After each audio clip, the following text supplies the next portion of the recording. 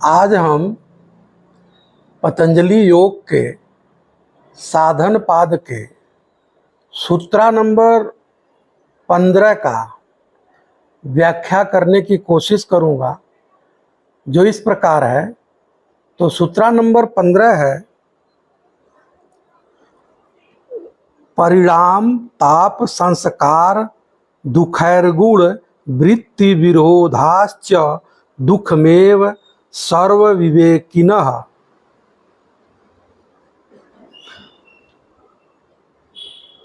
तो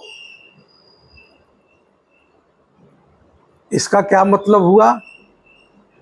इसका मतलब यह हुआ कि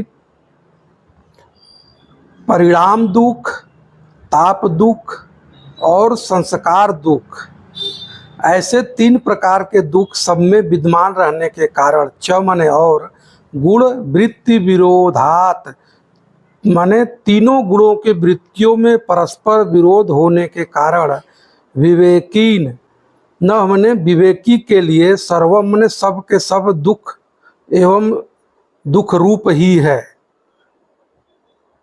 पतंजलि इस सूत्र में कह रहे हैं कि विवेकपूर्ण व्यक्ति यह जानता है कि हर चीज, हर भोग दुख की ओर ले जाती है। वह परिणाम दुख के रूप में हो सकता है, वह ताप दुख के रूप में हो सकता है, वह संस्कार दुख के रूप में हो सकता है, और गुण वृत्ति विरोध के रूप में भी दुख हो सकता है। तो परिणाम दुख क्यों होता है? विवेकपूर्ण व्यक्ति जानता है कि भोग के समय अभी वह सुखदायी है, लेकिन बाद में वह दुखदायी हो जाता है या हो जाएगा। लेकिन जो व्यक्ति जागरूक नहीं है, जो व्यक्ति विवेकशील नहीं है, जो व्यक्ति होश पूर्वक नहीं जी रहा है, वह व्यक्ति के अंदर अटैचमेंट होता है, वह व्यक्ति के अंदर डिजायर होता है, वह व्यक्ति के अंदर आसक्ति होता है। तो ऐसे व्यक्ति जो होश पूर्वक नहीं जीता है, तो इस प्रकार का जो व्यक्ति होता है, भोगते समय उसको लगता है कि ये जो सुख है वो परमानेंट बना रहेगा, लेकिन ऐसा होता नहीं है। जैसे कि एक व्यक्ति आहार लेता है, आहार लेते समय स्वाद के कारण वह आहार ज़्यादा मात्रा में ले लेता हो, बैलेंस नहीं लेता, सिर्फ स्वाद के कारण वह ज़्यादा मात्रा में आहार ले लिया, भोजन को ग्रहण कर लिया। तो खाते समय तो सुख देता है, लेकिन बाद में वही आहार जो है व्यक्ति को दुख देता है। क्यों दुख देता है? क्योंकि उसके शरीर के अंदर पीड़ा का अनुभव करता है। ज़्यादा खाने से उसकी शरीर में प्रॉब्लम हो जाता है। अगर प्रॉब्लम कुछ हो जाता है, अस्वस्थ हो जाता है, तो शरीर अस्वस्थ होने के कारण वह फिर दुख को भी भोगता है। तो प्रारंभिक समय में स्वाद के कारण सुख प्राप्त करना, फिर बाद में वही सुख दुख में परिवर्तित हो जाना, यह परिणाम नामक दुख है। फिर दूसरा एग्जाम्पल, अगर व्यक्ति सेक्स के दौरान, चाहे वो स्त्री हो चाहे पुरुष हो, संभोग के समय वह प्रारंभ में सुख का अनुभव करता है। फिर बाद में ऊर्जा के क्षय होने के बाद, इजाकुलेशन के बाद, आफ्टर ऑर्गेज्म व्यक्ति जो है दुख का अनुभव करता है, ऊर्जा के क्षय का अनुभव करता है। जब ऊर्जा क्षय होता है तो तुरंत बाद में उसको दुख की अनुभूति होती है। लेकिन विवेकवान व्यक्ति,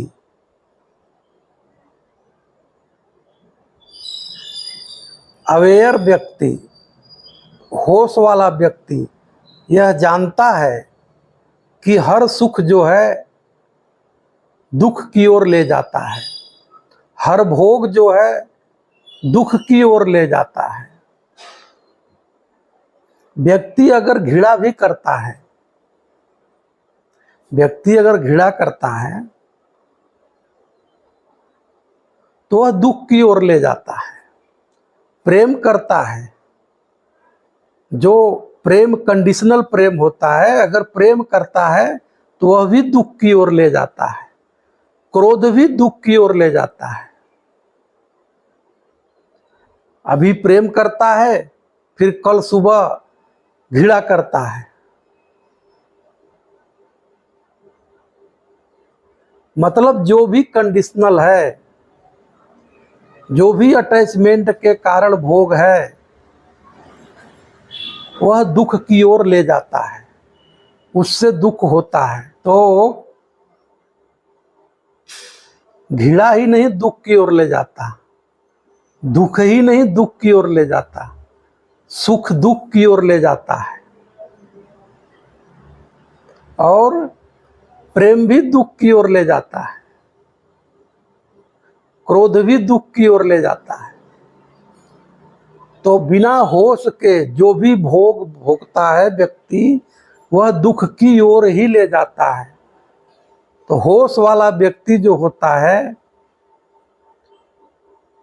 वह बिना अटैचमेंट के, बिना एक्सपेक्टेशन के, बिना डिजायर के वह भोगता है, बैलेंस रूप में भोगता है। तो वह कर्मा का निर्माण नहीं करता है, तो फिर वह दुख भी नहीं भोगता है। पहला था परिणाम दुख, दूसरा है ताप दुख। तो ताप दुख क्या है? सभी प्रकार के भोग रूप सुख विनाशशील है। सभी प्रकार के भोग रूप सुख विनाशशील है, उसमें वियोग होना निश्चित है। अतः भोग काल में उनके विनाश की संभावना से भय के कारण ताप दुख बना रहता है।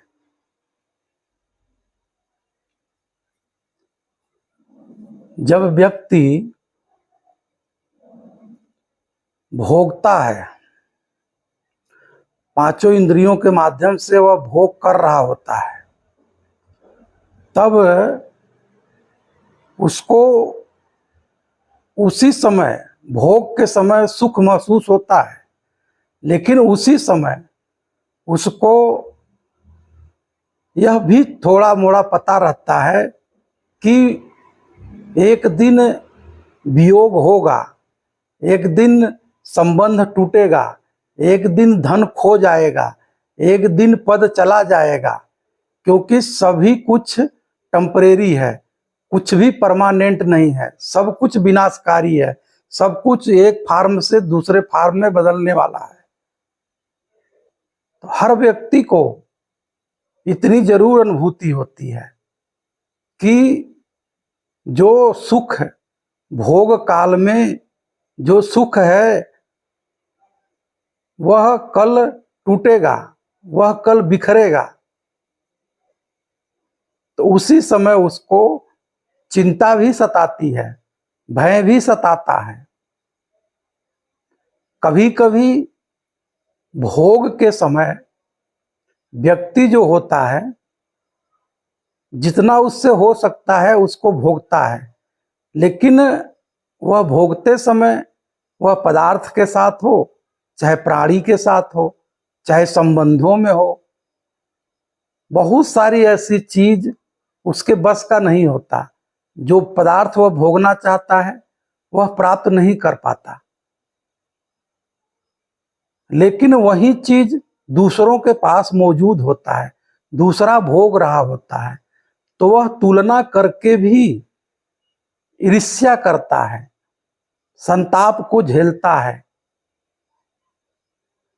इस तरह के घटना को ताप दुख की पतंजलि संज्ञा दे रहे हैं कि भोग काल में सुख प्रदान करना, उसी समय उसके बिखरने के कारण उसको दुख भी होता है, उसको भय भी होता है, उसको संताप भी होता है, उसको चिंता भी होती है, उसको ईर्ष्या भी होती है।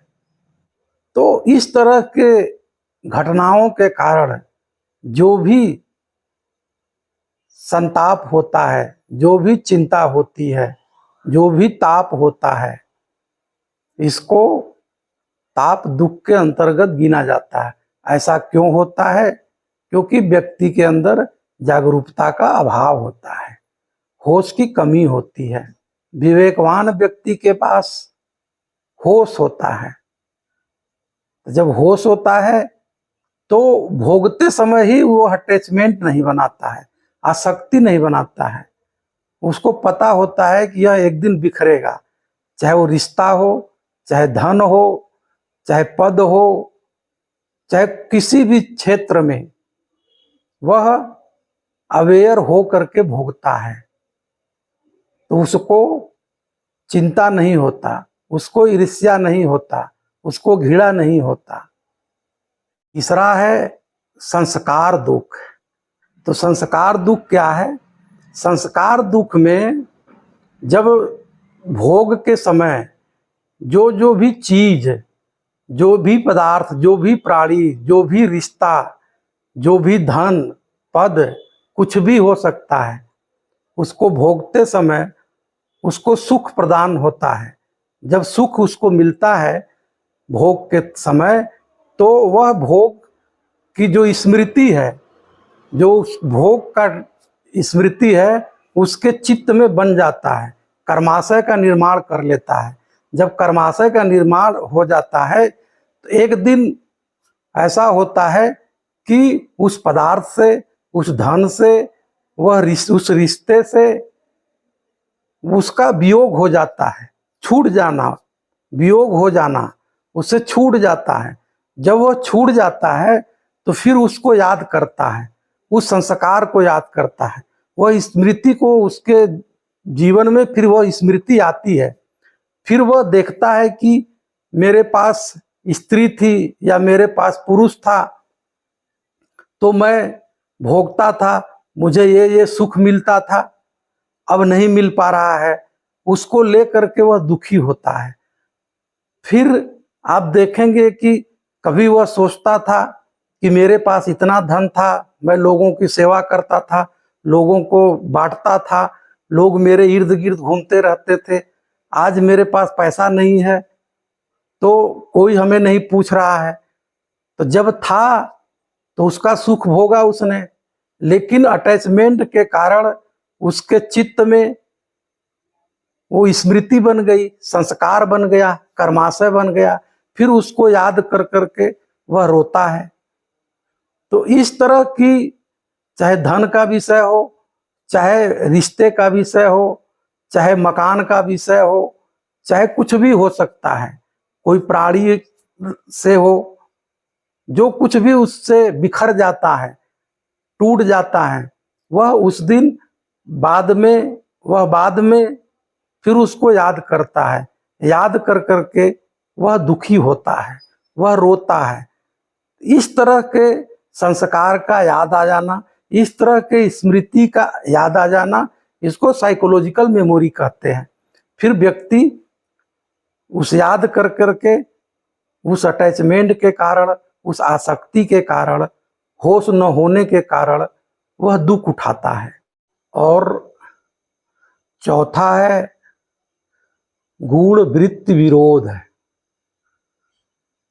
भी दुख है। गुण वृत्ति विरोध भी दुख है। गुणों के कार्य का नाम गुण वृत्ति है। हर मनुष्य के अंदर जो शरीर बना हुआ है वो सत्वगुण, तमोगुण और रजोगुण से बना हुआ है। सत्वगुण जो है वह शुद्धतम है, वह प्रकाश है। रजोगुण है जो ऊर्जामय है, जो बल है। लेकिन जो तमस गुण है वह जो है अंधकार है, अज्ञान है, अकर्मण्यता है, आलस्य का प्रतीक है। लेकिन इन तीनों का शरीर में हमेशा बना रहता है। कभी सत्व गुण ज्यादा रहता है, कभी तमोगुण ज्यादा रहता है, कभी रजोगुण ज्यादा रहता है, कभी कोई ज्यादा रहता है, कोई कम रहता है। तो इन तीनों के बीच में हमेशा संघर्ष चलता रहता है। इन तीनों के बीच में द्वंद्व चलता रहता है। इस द्वंद्व के कारण ही जो चित्त की वृत्तियां होती हैं उसमें भी विघ्न पैदा होता रहता है। चित्त की वृत्तियां एक दिशा में काम नहीं करती है। द्वंद्व के कारण ही चित्त की वृत्तियां एक हार्मोनी में काम नहीं करती हैं, वह भी डिस्टर्ब रहता है। सत्वगुण कहता है कि महत्वाकांक्षी मत बनो, रजोगुण कहेगा महत्वाकांक्षी बनो, एक कहेगा भोग लो अभी, एक कहेगा मत भोगो अभी। तो इस तरह के विघ्न जो है, द्वंद्व जो है, शरीर और मन के तल पे हमेशा बना रहता है। यह क्यों बना रहता है? यह कंडीशन के कारण बना होता है, यह अटैचमेंट के कारण बना रहता है, होश न होने के कारण बना रहता है। यह कंडीशनल है। इस प्रकार तीनों गुणों के बीच में